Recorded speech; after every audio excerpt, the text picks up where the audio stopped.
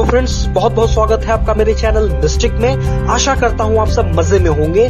दोस्तों, अपने पिछले वीडियोस में मैंने एकादशी व्रत का महात्म्य बताया है, जिसे सुन के आप ये समझ ही गए होंगे ना ये सिर्फ सारे व्रतों में श्रेष्ठ है, बल्कि इसे करने से व्यक्ति का भौतिक अभ्युत्थान भी होता है, वो भौतिक रूप से समृद्ध होता है। और अगर आप बात करें आध्यात्मिक उन्नति की, तो अध्यात्म के एक ऐसे शिखर पे पहुंच जाता है जहां से उसका पतन होना संभव ही नहीं है। दोस्तों, इस मास के 13 तारीख को यानी 13 सितंबर को पुण्यदायिनी इंदिरा एकादशी आ रही है। इसका व्रत करें और अतुल्य पुण्य की प्राप्ति करें।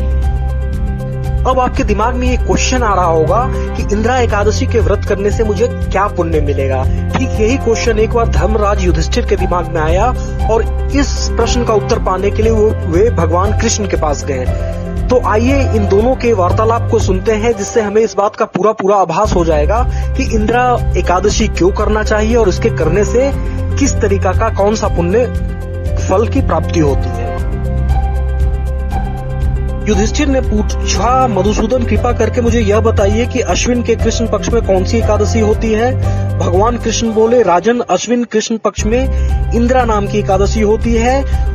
उसके व्रत के प्रभाव से बड़े बड़े पापों का नाश हो जाता है। नीच योनि में पड़े हुए पितरों को भी यह एकादशी सद्गति देने वाली है।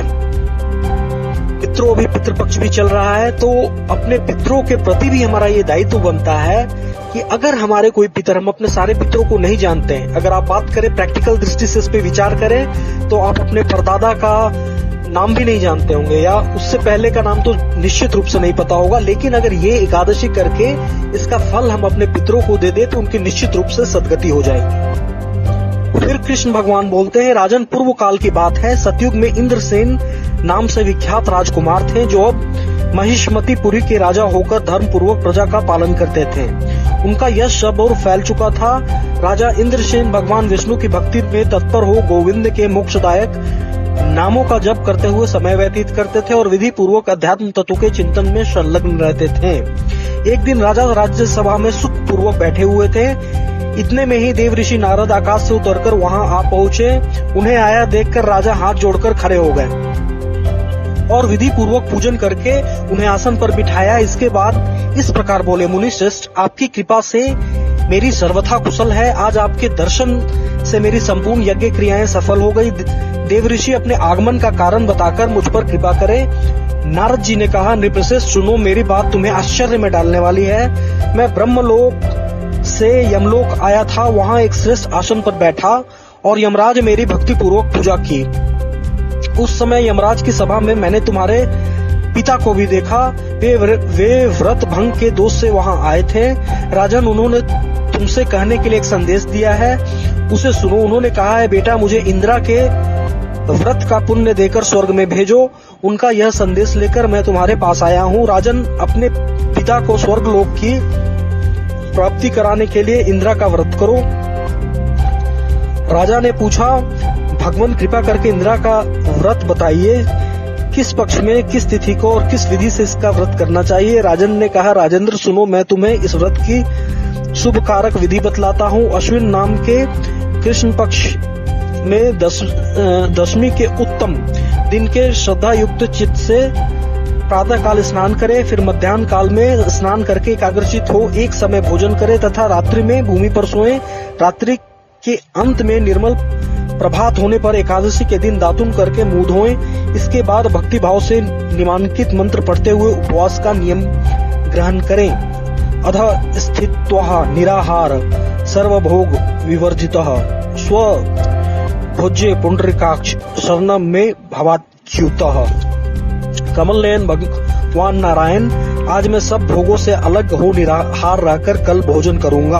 अच्युत, आप मुझे शरण दें। इस प्रकार नियम करके मध्याह्न काल में पितरों की प्रसन्नता के लिए शालग्राम शिला के सम्मुख विधि पूर्वक श्राद्ध करके तथा दक्षिणा से ब्राह्मणों का सत्कार करके उन्हें भोजन करावें। पितरों को दिए हुए अन्न में पिंड को सूंघ कर विद्वान पुरुष गाय को खिला दे।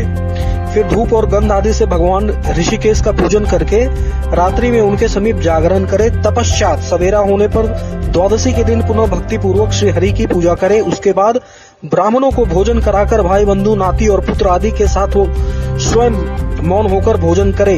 राजन, इस विधि से आलस्य रहित होकर तुम इंदिरा का व्रत करो, इससे तुम्हारे पितर भगवान विष्णु के वैकुंठ में चले जाएंगे। भगवान श्री कृष्ण कहते हैं, राजन, राजा इंद्रसेन से ऐसा कहकर देव ऋषि नारद अंतर्धान हो गए। राजा ने उनकी बताई हुई विधि से अंतपुर की रानियों, पुत्रों और भृत्यों सहित उस उत्तम व्रत का अनुष्ठान किया।